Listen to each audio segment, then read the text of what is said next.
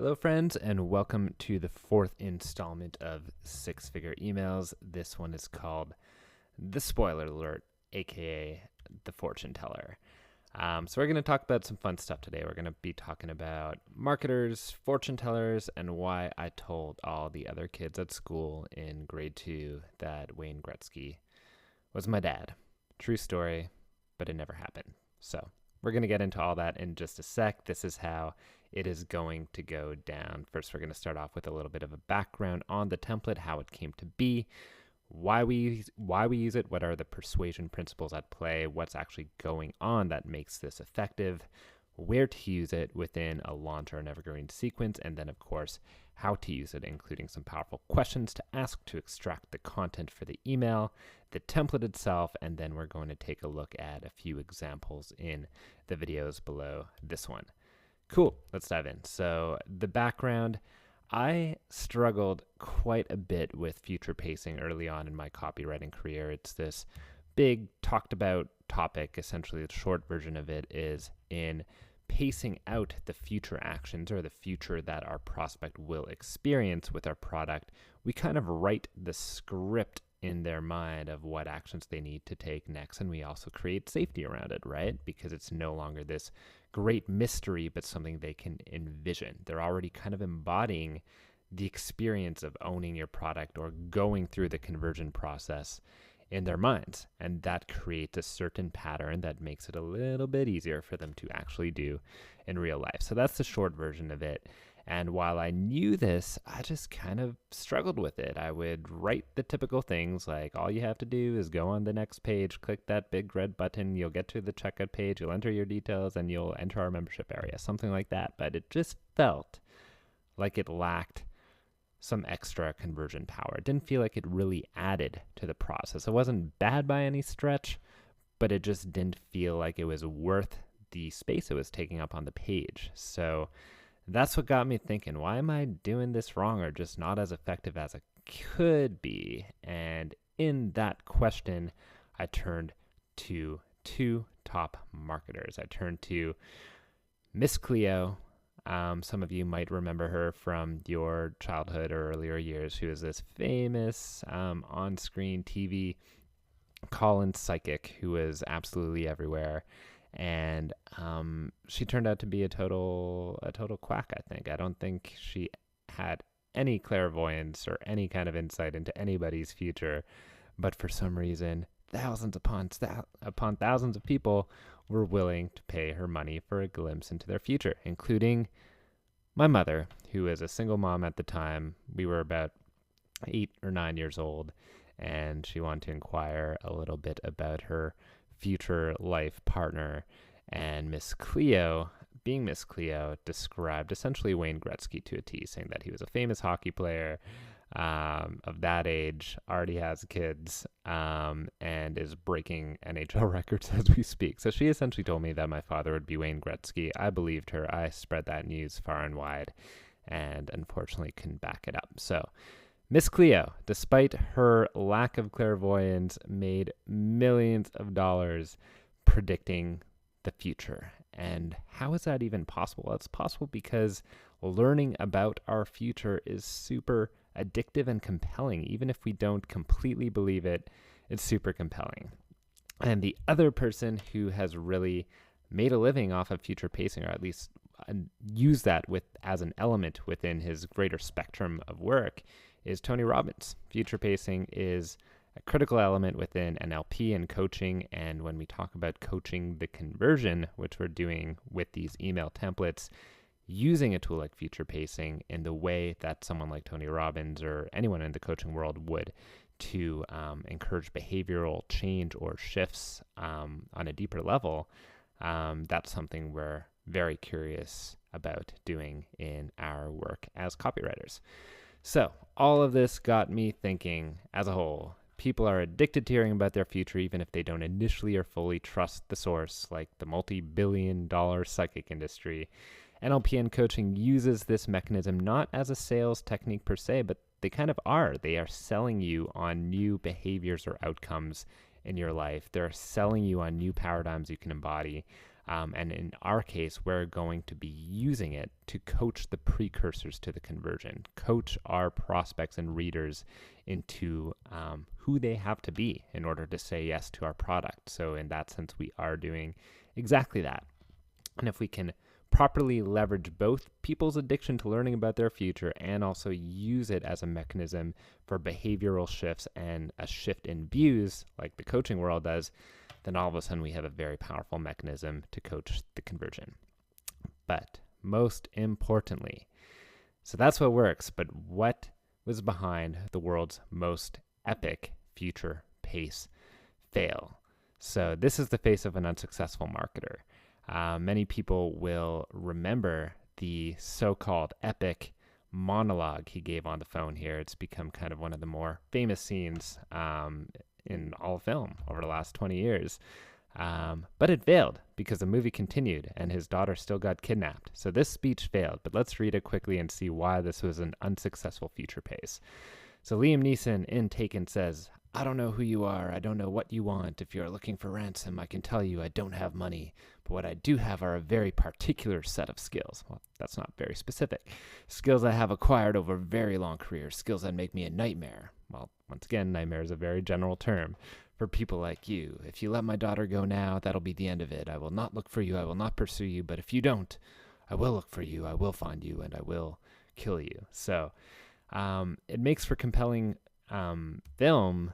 It's a great monologue from a writing perspective, but an awful sales script that did not convert the captors of his daughter. And here's why. So the first thing is it's lacking specificity. You know, we have to assume as copywriters, as marketers, that our readers' imagination muscle has totally atrophied in the digital age. We can't expect them to work to envision what we are trying to say. And words like a particular set of skills, I don't know what you want, and nightmare, these are just vague placeholders for the actual experience of what a nightmare is or what those skills are or entail.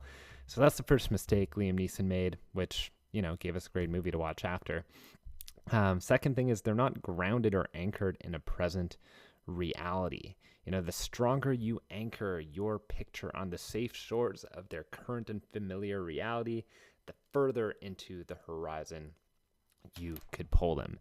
Where a lot of future pacing fails is they're only talking about the future, but it feels so far and disconnected from where they are right now. So you really have to start off your future pace by describing exactly what is going on right now, and then you earn the right to stretch that more into the horizon.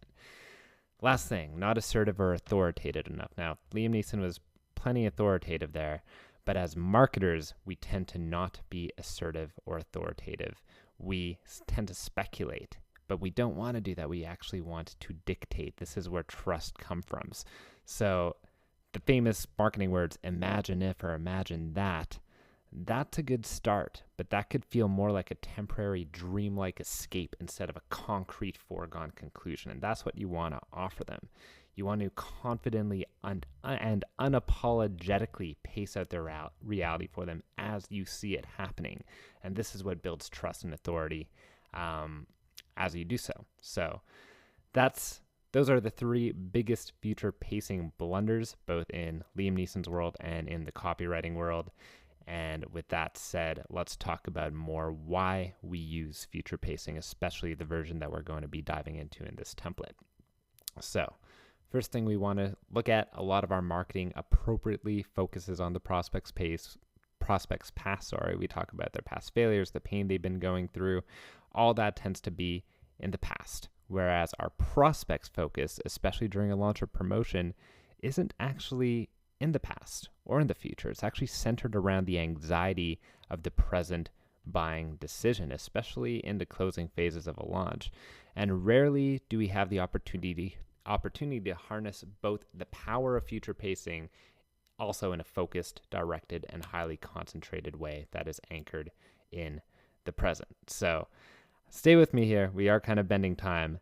But by not using future pacing in a directed way, we actually rob our prospect of the joy in projecting themselves into a new version of themselves and growing into it. So they are anxious about the present, we're talking about their past, and rarely do we both come together and look at what the immediate future and long-term future of us working together might look like. And that is something that we are totally robbing them of, and it's costing us sales. So when used well, future pacing will elucidate and ramp up desire for the outcomes your offer will create because it becomes palpable. It becomes part of their experienced, imagined reality. And if they could experience it in their imagination, that is where desire actually comes from. It also makes the promise feel more believable since it's anchored and rooted in the present context. This is why we start off by talking about the present. If we could highlight that in a way that is accurate and builds trust, then all of a sudden we are also the authority to predict the future. Not Miss Cleo, but someone actually knowledgeable about what will happen if they continue down that path with us. It also helps dissolve resistance and objections around the purchase because we're foreseeing them, we're walking them through that within our future pace. So it becomes less of this hidden shadow robbing them of the potential to buy and more something that is clear. We're actually future pacing how they overcame that resistance and objection. And finally, it makes that purchase decision feel safe and natural because once again, it's part of an imagined reality that we've already walked them through. So as a whole, what is this template coaching? Well, we're coaching the experience of owning your product, including the desire it fulfills, the problems it overcomes, the new opportunities it opens them up to. All these things is included in our future pace. We're also coaching the joyful experience of overcoming their present decision anxiety around buying. Now, this is an important one that most future pacing leaves out. Give them the joyful experience of overcoming their present anxiety. We're also coaching normalization of those resistances. We're not shaming it and saying you're a tire kicker or anything like that. We're saying it's totally normal, but here is how we can get through it together. Here's how you could actually be consistent with someone who would buy and get these results. We're coaching belief and trust in the possibility of achieving the outcomes. We're also distancing from the unfavorable reality of not owning our product, and we'll show what that looks like in the second example, which is where we could actually contrast realities of having our product and not having it, and what that looks like 12 hours from now, 24 hours from now, 2 weeks from now, 2 months from now. We could actually contrast realities in our future pace. And of course, risk reversal in more of an advanced way, but in future pacing, what it looks like with our product and what it looks like when they buy, we give them a chance to digest and metabolize the future before it happens. And that will tame the lizard brain and help our prospect overcome the fear of uncertainty. All right, so all that said, where to use it. This is traditionally used as a final day email, but have recently experimented with sending it the evening before the last day. So our prospect just goes to bed with those ideas future paced in their head. And that's also a place where we tend to kind of metabolize our day, right, in our dream state. So sometimes it could be cool to try sending it there, but obviously you can't bank on someone actually reading it before bed. So last day, if you're feeling adventurous, you could send it the evening before. How to use it? There are a few questions to ask. This is what you want to journal on before writing this email. This is really where you're going to get your content from. But what are the very specific thought patterns or layers of resistance they'll have to overcome before hitting purchase? So what is that resistance exactly? To the best of your ability, describe their current reality as accurately as you can. This is what we mean by anchoring your future pace into the present and where we're going to be starting the email. So what is going on in their current reality? You want to be as accurate and specific as possible. And then this is where we extend it. What will their experience look like 12 to 72 hours after buying your product? What would it look like if they didn't buy your product? And then what will it look like a few weeks or a few years or a few months after buying your product? And then a few weeks, months, or years after not buying your product. And you could use those if you're going to contrast it. Cool. 7 things you can future pace. You can future pace the immediate next action step. So they're going to click on this link. They're going to watch a certain video. They're going to enter their details on a checkout page. Whatever it looks like, the immediate next steps, you can future pace that. You can future pace the next few days. What exactly does that look like when they're engaging with your product? Are they unboxing something? Are they logging into a site and watching videos and downloading workbooks or whatever it looks like? Just future pace the next few days. You can future pace new worldviews, understandings, perspectives, and perceptions that will emerge in interacting with your product. accomplishments, achievements, and outcomes that they'll enjoy through your product, reactions to their new circumstances that contrast to their present reactions. So what are the new circumstances that emerge in using your product, and what is their reaction to that? How others will relate to them in a new, desirable way based off of what your product delivers. And then, of course, future decisions. Every decision we make creates a new array, a new spectrum of choices that we have in front of us. So what are those new decisions and options they have as a result of taking the option of buying your product? So those are a few things you could play with. Really, it's endless. You could future pace pretty much anything. But these are just a few starting points as they most closely relate to the product. Cool. So the template itself, remember, we start off by being hyper specific and anchor it in their current reality. This is what you are currently going through, and as accurately as you can paint that, because that's what's going to earn you the trust to tether it out into the future. And then an immediate future pace, so 10 minutes from now, what would they be doing? So this is really about disarming fear and resistance to the purchase. Then short-term future pace, so 24 hours or whatever the immediate experience of owning the product is. So this could help disarm potential buyer's remorse. And then you're going to have a call to action.